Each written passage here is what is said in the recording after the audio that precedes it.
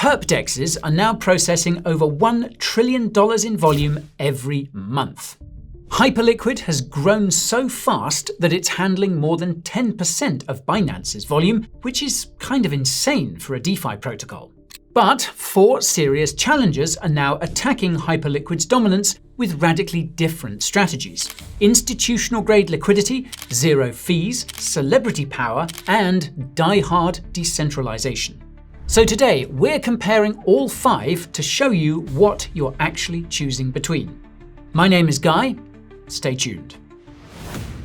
First things first though, none of this is financial advice. It's educational content about Perp DEXes or decentralized perpetual futures crypto exchanges if you prefer 15 syllables. And futures trading is very hard and involves routinely losing money. So if you want to be a trader, you should dedicate yourself to studying the game very seriously for thousands of hours before expecting to consistently make more than you lose. Also, this video isn't sponsored. We have affiliate deals with some of the platforms I'll mention today, but I'm not sugarcoating my hot takes for anybody. Now, liquidate that like button and let's get into it. So, the platforms we're comparing today are Hyperliquid, EdgeX, ASTER, Lighter, and DYDX. Each is making a fundamentally different bet about how on-chain derivatives should work and what traders actually want. So let's break down what each one has actually built, starting with the market leader. Hyperliquid is the leader of the Perp DEX pack, and for good reason. Once a niche interest on the fringes of DeFi, Perp DEXes are now mainstream and regularly mentioned in the same breath as top-tier centralized exchanges. And we have Hyperliquid to thank for this. So what is it and how does it work? Well, Hyperliquid is a purpose-built Layer 1 blockchain designed by Jeff Yan, an ex-Hudson River high-frequency trading dude who decided centralized exchanges could be beaten at their own game. The platform has grown to over 500,000 total wallets, with over 70,000 traders active daily. The entire system, consensus mechanism, order matching, liquidations, etc., was built from scratch for one purpose: match centralized exchange performance while keeping everything on-chain. To accomplish this, Hyperliquid uses a 2-layer architecture. There's Hypercore, which handles the actual exchange, including a fully on-chain central limit order book, processing orders, managing margins, executing liquidations. This is the engine room where all the trading happens. Then HyperEVM sits on top. It's an Ethereum-compatible layer where developers can build dApps that plug directly into Hypercore's liquidity. With this architecture, Hyperliquid is betting that highly liquid on-chain derivatives markets can be the foundation for an entire ecosystem. And this stack has enabled some seriously impressive performance. Hyperliquid can process 200,000 orders per second with sub-second finality. That is faster than most centralized exchanges. The custom consensus mechanism, HyperBFT, is what enables this speed while keeping everything on-chain and verifiable. Hyperliquid offers up to 40x leverage across 130 plus markets. The interface will feel familiar if you've ever traded perps on a SEX before. You've got limit orders, stop losses, margin modes, funding rates, the works. So if you know your way around a standard SEX terminal, you already know how to use Hyperliquid. Now, outside of the trading terminal, 2 features stand out. First, vaults, Hyperliquid's native social trading primitive. You deposit USDC into a vault managed by another trader or a bot. They trade with the pooled capital and take 10% of any profits. You can follow, hopefully successful traders without executing trades yourself. Second, the HLP Vault, Hyperliquid's in-house market-making pool. Deposit USDC, become the house, earn a share of market-making and liquidation fees. You're essentially providing liquidity to the exchange and getting paid for it. It's worked well historically, though we'll get to the incident that exposed some problems with this model a little later. Now, last November, Hyperliquid airdropped 31% of the 1 billion total supply of HYPE tokens to 94,000 early users. The tokens were worth $1.2 billion at launch, making this the biggest airdrop in crypto history. There were no VC allocations, allegedly, and no cliff of tokens unlocking a week later. Just a massive distribution to users of the exchange. Now, the token has three functions: gas for hyper EVM transactions, staking to secure the network through validators, and fee discounts up to 20% for holders. Standard utility token stuff, in other words. More exciting, though, is the buyback and burn system. Between 93 and 97% of all protocol fees, trading fees, liquidation fees, everything goes towards buying hype on the open market and then burning it. Every trade that goes through Hyperliquid chips away at the supply of hype in a deflationary flywheel tied directly to volume. More volume means more fees, means more buyback pressure, means upward price pressure, means more people want to trade on Hyperliquid. But does it work? Well, here's the hype chart. It launched at $3.90 and hit an all-time high above $59 in September. When your entire token model is we buy it back with real revenue, price tends to go up. Hyperliquid also launched its own stablecoin, USDH, in partnership with native markets. More adoption of USDH means more revenue, means more buyback pressure for hype. Anyway, Hyperliquid may be on top right now, but it's not infallible. There are three main concerns that have persisted since its launch. First, the code is closed source.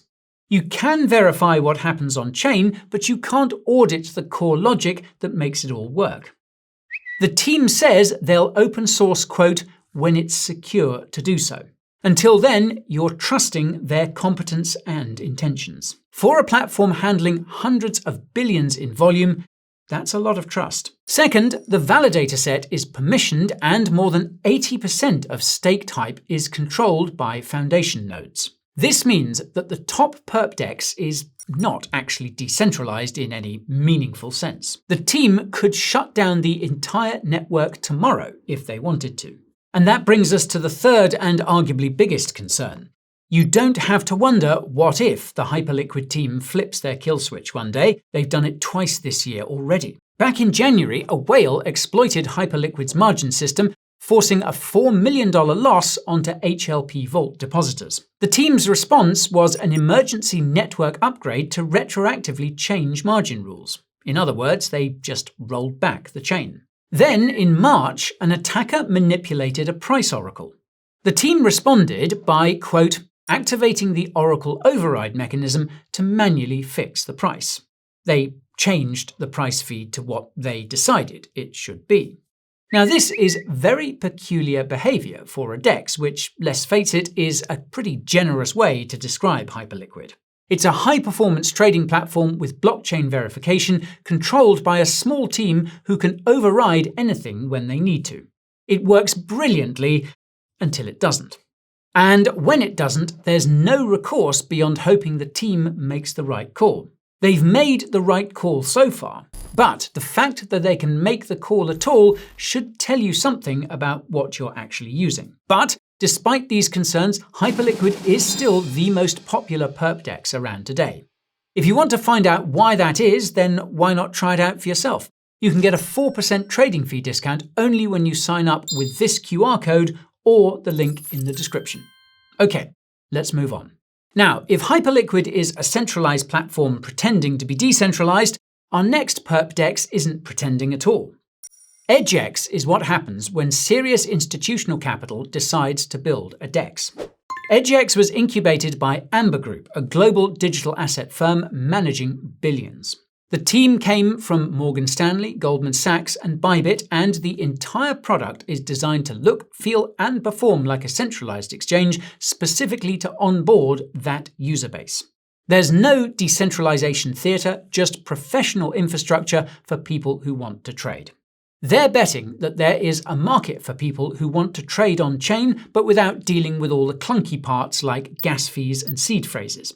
A cohort who want familiar interfaces, thick liquidity, and customer support when something breaks. EdgeX is building exactly that, but with the self-custody benefits of a DEX.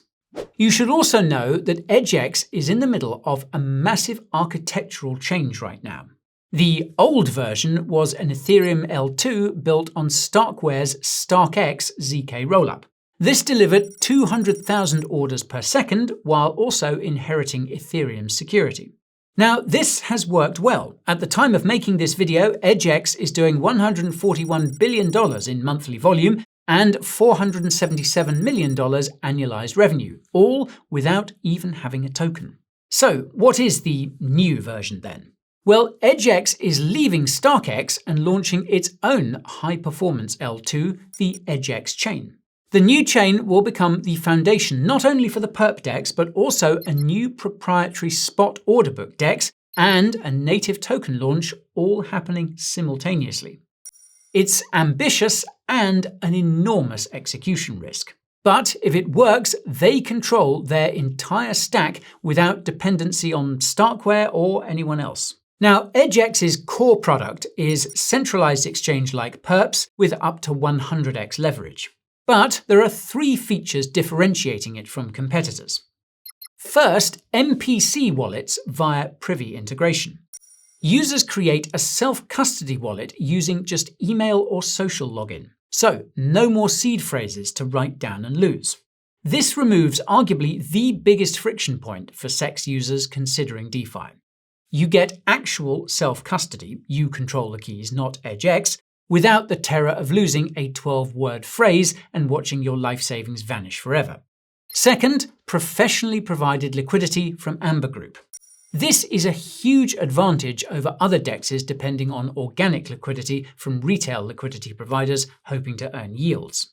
Much like on SEXs, it's institutional market making by a firm that does this for a living. The team claims the lowest slippage on major pairs for trades up to $40 million. Now for whales, this matters enormously.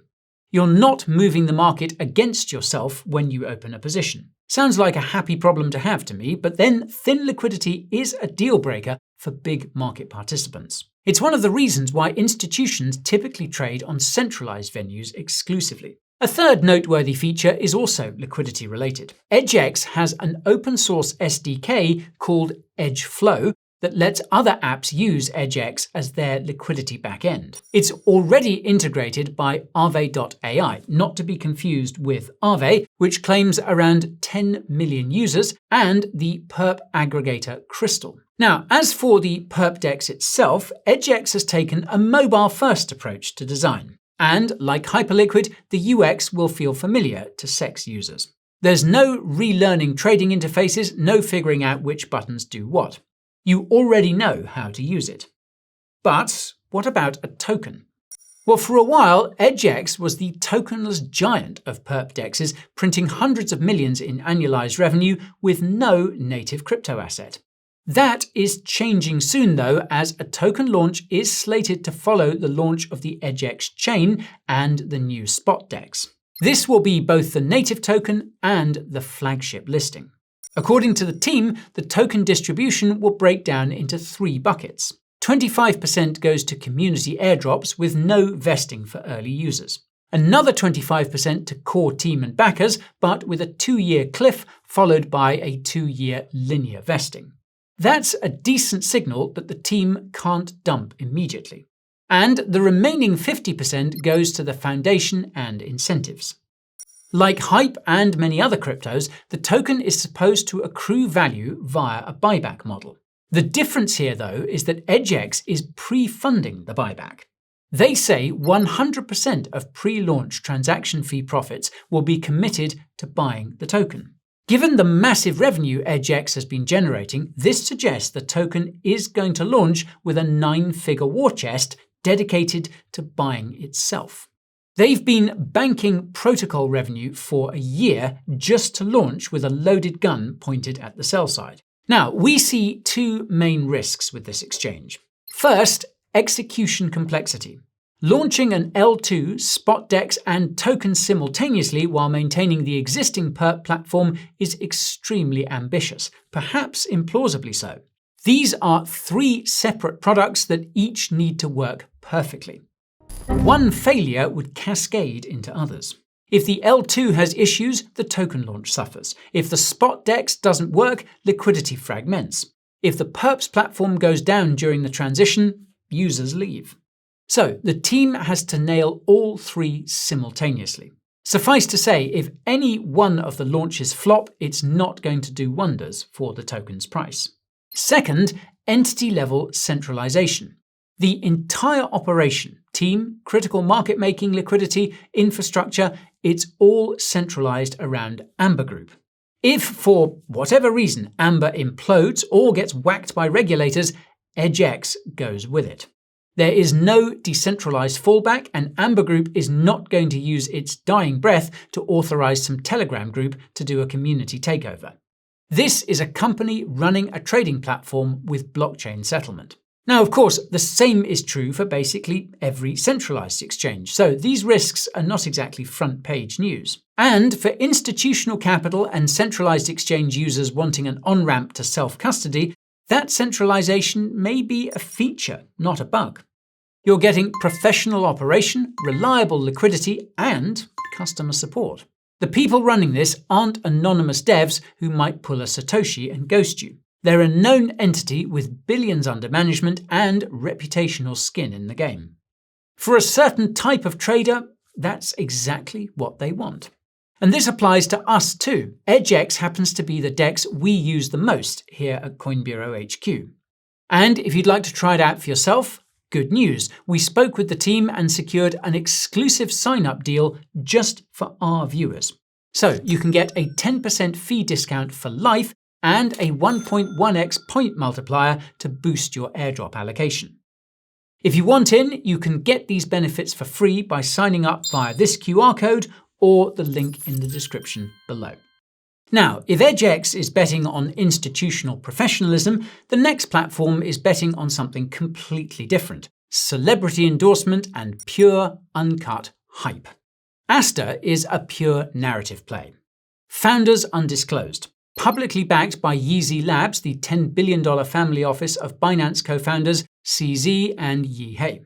CZ is an official advisor who's been working overtime promoting ASTER and publicly tweeted about his personal holdings of the ASTER token. When the world's most influential crypto figure repeatedly tweets about a platform, it is guaranteed to get a ton of eyeballs, clicks, and money moving. ASTER's growth chart accordingly looks a bit like a meme coin, with 330,000 wallets joining in the first 24 hours after token generation, and over 527,000 unique wallets participating in the first airdrop stage. TVL peaked at $2 billion post-launch before swiftly halving back to $1 billion. And ASTER has overtaken Hyperliquid's daily volume and fees on multiple occasions, though at the time of making this video, its 30-day average revenue of $823 million annualized remains lower than Hyperliquid's $1.27 billion. The volatility is a portrait of mercenary capital marching in and out of ASTER. Think less steady growth and more compressed boom-bust cycles driven by tweets and airdrop expectations. Meanwhile, ASTER's architecture is horizontally integrated across BNB Chain, Ethereum, Solana, and Arbitrum simultaneously. It's a win-win user acquisition strategy where ASTER attracts wanderers from 4 of the biggest chains without forcing anyone to bridge. ASTER's order book aggregates across all chains, so you're trading against a combined liquidity base. Now, in theory, this should mean better execution and deeper markets than single-chain DEXs. And this exchange has 4 standout features, some of which we never knew we needed.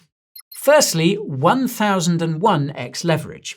It's an offering squarely aimed at getting people talking about ASTER on social media. It's also so central to the platform's identity that it's an entire mode unto itself. You're not forced to use all 1001x's in this mode, but when you crank leverage past 250x, the UI helpfully warns you that you are in, quote, degen mode. They've also gone out of their way to remove clutter like the order book and charting tools here for a more streamlined gambling experience.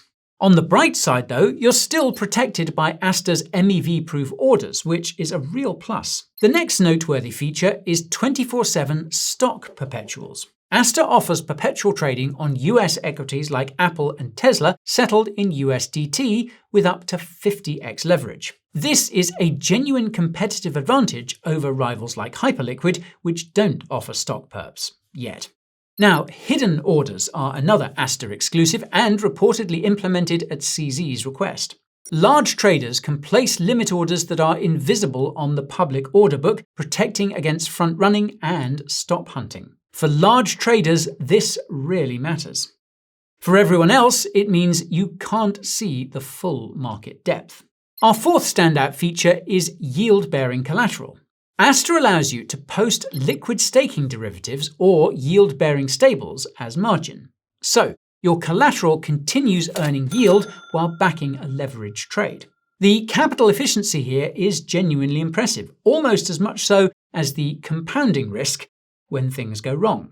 And so, what about that ASTER token? Well, it launched with an 8 billion max supply and initial circulating supply around 1.6 billion. The tokenomics are a sight to behold. There's a modest 5% team allocation with a 1-year cliff plus 40 months vesting. Another 30% goes to ecosystem growth, which is code for we'll figure that out later. And 53.5% of the total supply, 4.3 billion tokens, is allocated to airdrops. That's over half the supply going to the community, which sounds generous until you realize it's a recipe for endless sell pressure. ASTER's rolling airdrop is scheduled to unfold over 80 months, which means 7 years of tokens slowly hitting the market. This is a totally different approach from the Big Bang model adopted by most other airdrops. Hyperliquid's massive growth since airdrop is more of an exception than the norm, as so many other crypto projects have failed to turn the excitement of a one-off airdrop into meaningful adoption. ASTER's continuous distribution of tokens is a ploy to keep users on the exchange and farming for the next airdrop stage, always accumulating points, always incentivized to keep trading. It might just work. Or it might depress perceived scarcity if everyone knows they can get ASTER for free later. Why buy tokens when you can just farm them? And on that note, we see 4 main problems with this Perp DEX. First, wash trading allegations.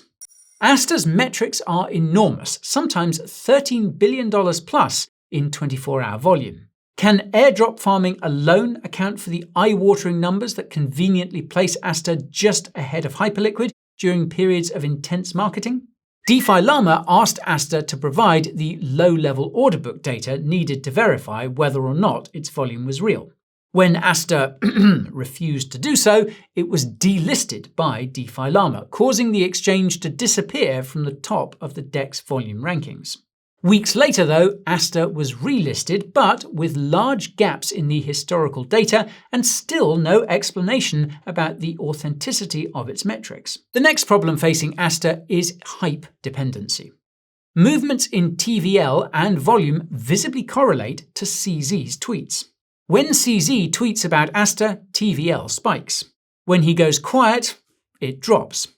That is not the hallmark of a stable user base. What happens when CZ stops tweeting? What happens when he moves on to the next project?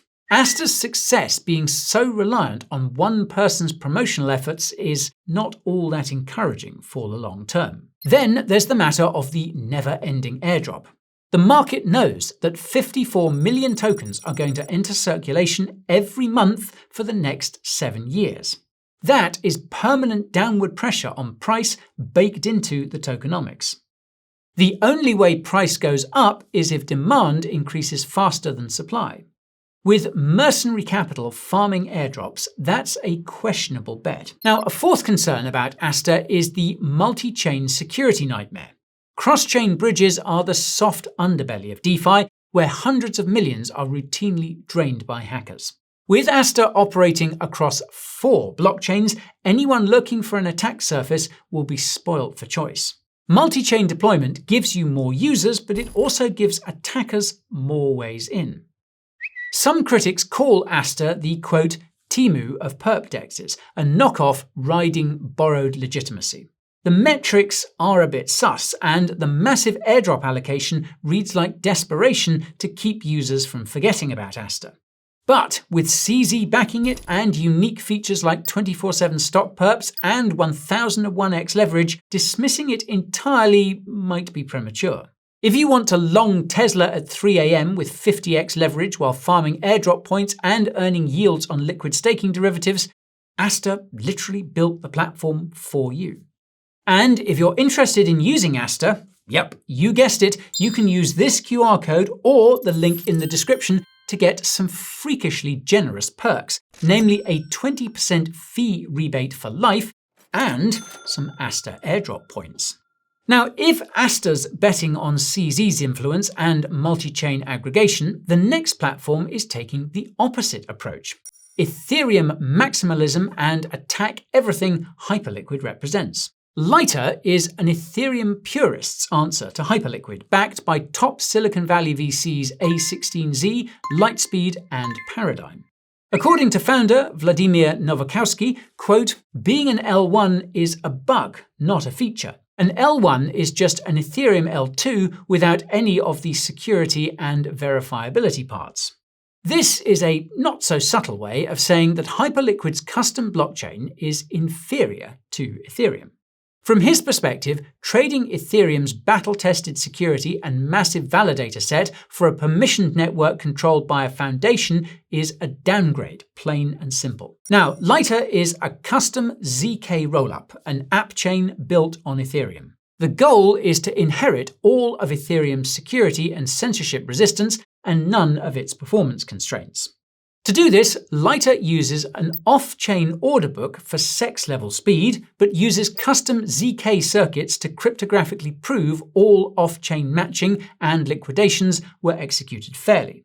Those proofs get posted to Ethereum's L1, and so you're getting the best of both worlds, at least in theory.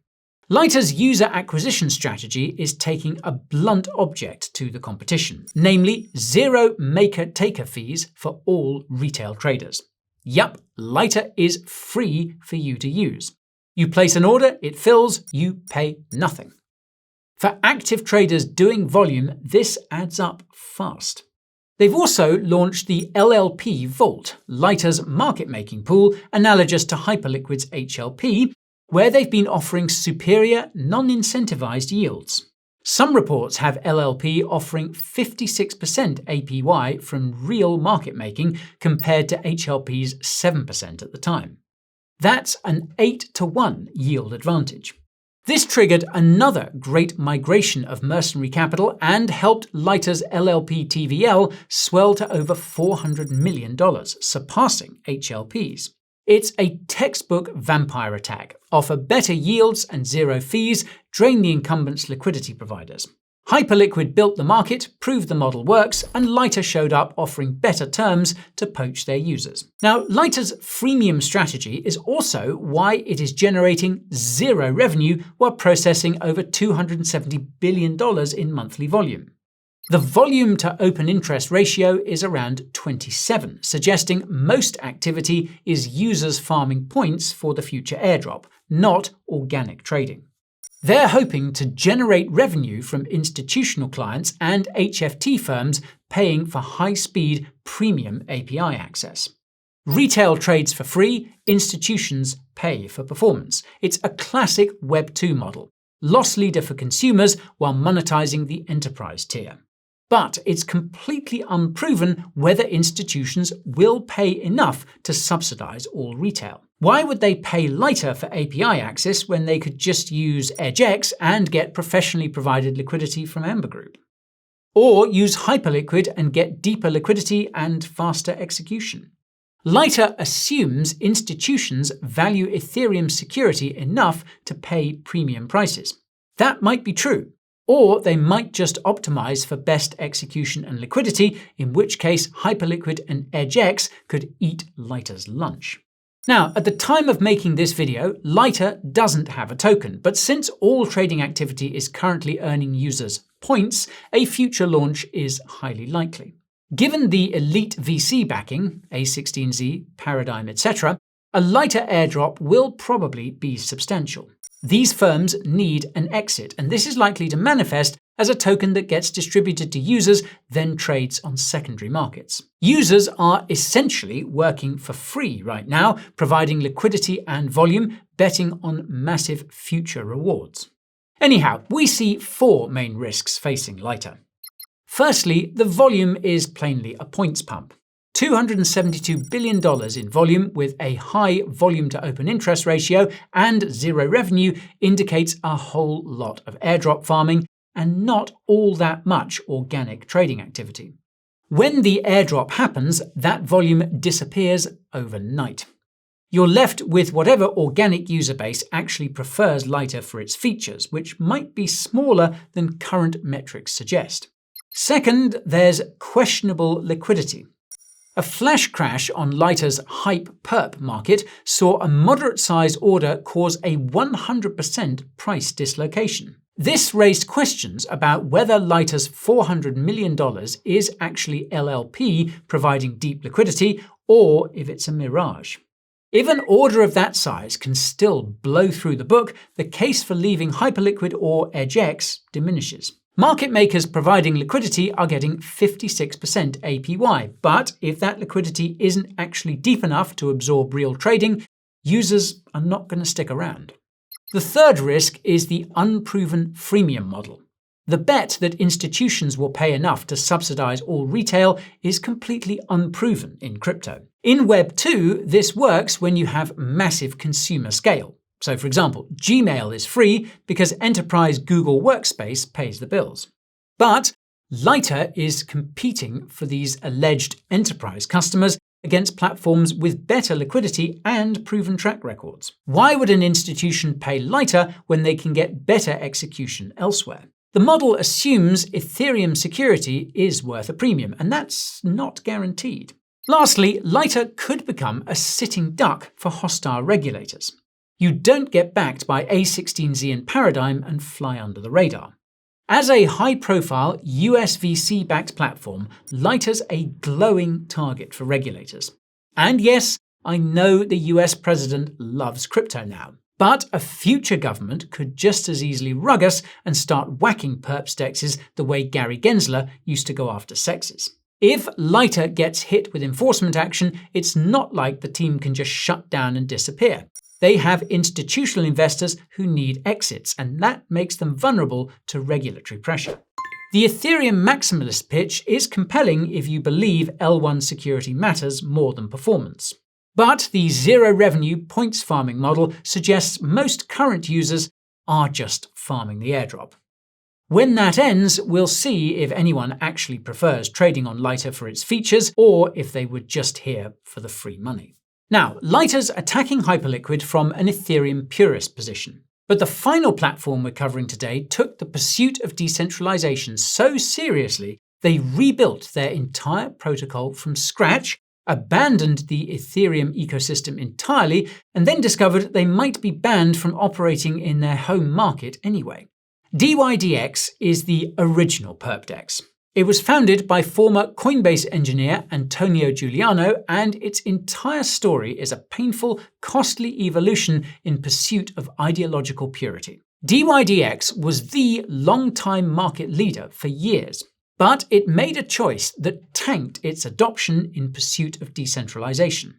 This is what happens when you take the cypherpunk ethos seriously enough to sacrifice everything else for it. DYDX has been through multiple iterations, but I'll break this down into a tale of 2 versions, starting with V3.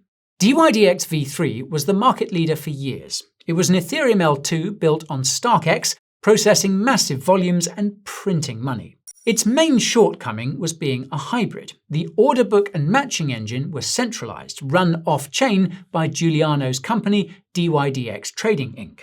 It worked brilliantly. Users loved it, but it wasn't truly decentralized. The team controlled the sequencer, which means they could theoretically censor transactions or go down and take the whole platform with them. The hybrid model's compromise may have been acceptable to DYDX users and all of the other Perp DEXes that subsequently copied it, but not for DYDX. So in 2023, it made a radical philosophical pivot. The goal was full end-to-end decentralization, a Perp DEX where no single entity controls anything. To accomplish this, DYDX eliminated its centralized sequencer and abandoned the Ethereum ecosystem altogether. Took one last look at all of Ethereum's users, liquidity and security and said, "Thanks, but I prefer my chances on Cosmos." And so they built a new sovereign L1 app chain on Cosmos's SDK. Now, contrary to what you might expect, the order book is still not on-chain. It's held in memory and off-chain by each independent validator. Validators gossip new orders to each other off-chain, sharing order information peer-to-peer. Only final executed trades write into the on-chain block. This architecture targets 2,000 trades per second. The system is fully decentralized. No single entity controls the order book or matching. Every validator maintains their own copy. If one goes down, the others keep running. There's no central point of failure. But it's also more complex, much slower, and less intuitive than Hyperliquid's fully on-chain approach. The trade-off is decentralization for complexity. On the other hand, there are a few things that make DYDX v4 better than v3. Number one, no gas fees. Because DYDX controls the entire stack, it eliminated gas fees. Users pay standard trading fees taken directly in USDC. This is a massive UX improvement. You don't need the native token to trade. You don't need to hold DYDX to pay for transactions.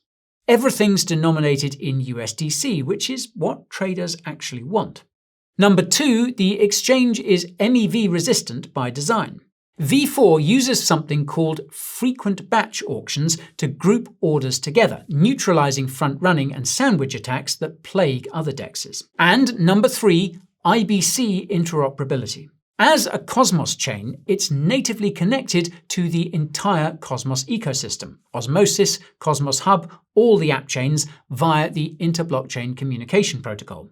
You can move assets between Cosmos chains without bridges. No cross-chain vulnerabilities, no bridge hacks, just native transfers between chains that speak the same protocol. The DYDX token, meanwhile, was transformed in v4. In v3, it was a simple governance token. Vote on proposals, that's it.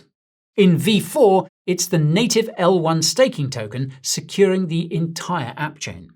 The network's security depends on DYDX being staked to validators to secure the network. The value accrual mechanism is the direct opposite of Hype's buy and burn. 100% of all protocol fees, which are paid in USDC, are distributed directly to DYDX stakers and validators securing the chain. That's real yield for you. You stake tokens, you receive USDC proportional to your stake coming from actual revenue. Over $52 million in USDC has already been distributed to stakers to date. That's real money paid out to token holders, not speculative token appreciation. So DYDX fulfilled its commitment to decentralization. But at what cost? The godfather of Perp DEXes and former market leader is now attracting just $8.1 billion in 30-day volume. That is 97% lower than Hyperliquid. The v4 pivot was brutal for adoption and now looks like a cautionary tale about overestimating how much users care about decentralization. DYDX optimized for ideological purity and sacrificed market dominance. But for believers in the real yield model, the mechanism is working, just at a much smaller scale. Now, aside from leaving an open goal for its competitors, we see three other problems with DYDX. For one, DYDX's security is now weaker than it was in v3. That's because it's no longer inherited from Ethereum's social and economic consensus. The chain's security is only as strong as the total economic value of staked DYDX. If the token price crashes, the chain becomes cheap to attack. This is a fundamental downgrade from being an Ethereum L2. Ethereum has hundreds of billions in economic security. DYDX has whatever DYDX stakers have locked up. The smaller the market cap, the cheaper the attack. Another problem is the great regulatory irony facing the exchange. After making great sacrifices to have the most ideologically pure, decentralized protocol around, DYDX is now creating a centralized legal entity to satisfy regulators in the US, where the exchange hopes to make an entry by 2026. And this brings me to the third problem, which is the crippling caveat to DYDX launching in the US. Regulatory constraints mean that the US entity will only be able to offer spot trading. Perpetual futures, their core product, are completely barred from their home market. They spent years rebuilding for decentralization purity, walked away from Ethereum's ecosystem and liquidity, then discovered they might get banned from the US anyway. The entity can launch, but it can only offer a product nobody comes to DYDX for. So, fingers crossed for a change in the regulatory landscape then. And so, which of these Perp DEXes should you use? Well, the answer depends entirely on what trade-offs you're willing to make. Use Hyperliquid if you demand sex-level performance and believe in the buy and burn model. You're comfortable with closed-source code and foundation control over the network. You accept that decentralization is a vibe, not to be taken literally. Use EdgeX if you're a sex user wanting the easiest self-custody on-ramp, no seed phrase required, or your institutional capital valuing deep, professionally guaranteed liquidity. The pivot to sovereign L2 is risky, but if executed successfully, the pre-funded buyback and institutional backing could be powerful. The upcoming chain, spot DEX, and token launch are a major inflection point.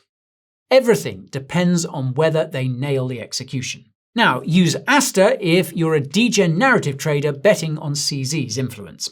You want multi-chain access, 24/7 stock perps, and 1001x leverage. You're willing to navigate mercenary, allegedly wash-traded volume for the rolling airdrop opportunity. The 7-year token unlock schedule is permanent sell pressure, but if your timing exits around CZ tweets and farming airdrops, that might not matter. Use Lighter if you're an Ethereum purist believing all value must be secured by Ethereum's L1. Or you're a points farmer capitalizing on zero fees to farm the future airdrop from elite VCs. The freemium business model is unproven, and when the points program ends, well, we'll see what's actually left. Use DYDX v4 if you're a decentralization purist wanting truly trustless protocol and real yield dividends paid in USDC. You're willing to accept lower liquidity and clunkier Cosmos-based UX as the price for ideological purity. If you value principles over performance, DYDX is the only platform that actually walked the walk. Now, which DEX do we use over here at Coin Bureau? Well, most of our crypto scientists are using either EdgeX or ASTER. And if you want to join them with lifetime fee discounts of between 10 and 20%, along with being given a leg up on those all-important airdrops, you can do so by signing up using our links in the video description below. And folks, that's just about all from me for now. If you want to learn more about how we're using these DEXs versus sexes in our own trading, then check out the video where we break down exactly that. And as always, thank you for watching, and I'll see you next time. This is Guy, over and out.